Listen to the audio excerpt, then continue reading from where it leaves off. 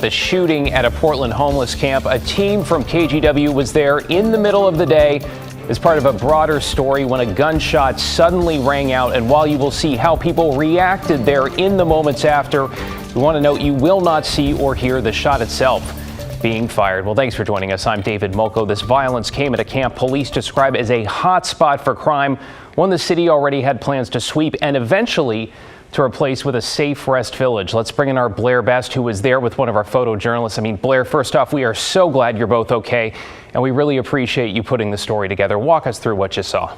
Well, David, thank you. My photographer and I were at a large homeless encampment in North Portland near Willamette Boulevard. That's when we saw a fight break out between two men, then heard a gunshot before one of the men fell to the ground before getting up and hobbling off into the woods. A fight between homeless people ended in a shooting Tuesday morning. This homeless camp in the St. John's neighborhood of North Portland has slowly grown into what Portland police are calling a hotspot where they patrol daily. The city posted notice last week to clear the camp. As we were reporting on this story, we witnessed a fight between some of the homeless people living in this encampment. Shortly after, we heard a gunshot and watched one person fall to the ground. There was screaming to follow. Portland police arrived about 10 minutes later and actually interviewed us as witnesses. This really just goes to show the dangers that can come with some of these encampments. The victim and suspect both ran off before they arrived. None of the people living in the camp would speak with police about what they saw. Even before the shooting on Tuesday, this camp has been on the radar of city officials.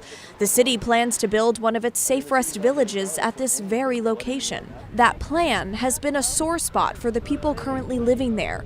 We spoke with some of the campers about that before the shooting. And then they don't help out the people here. So they've told you guys about this tiny home village that'll open, but they haven't said that you'd get a bed. No, they don't do it. and I've lived here for 6 years. Would you want a spot in the tiny home village? Oh, I would take one, yes, I would.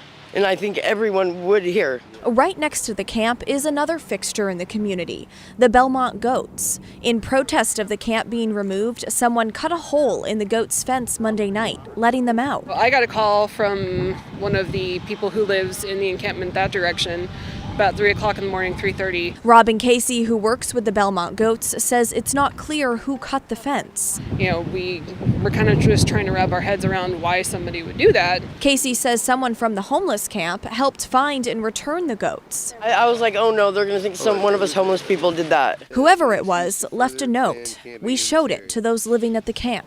People don't know where to go. People are desperate. Sweeps are cruel, inhuman. Now, Portland police say they were originally told that someone had been shot in the leg. Now, once they arrived, officers were unable to find the victim or the shooter. The mayor's office also released a statement saying this shooting underscores the need for temporary shelter sites and safe rest villages.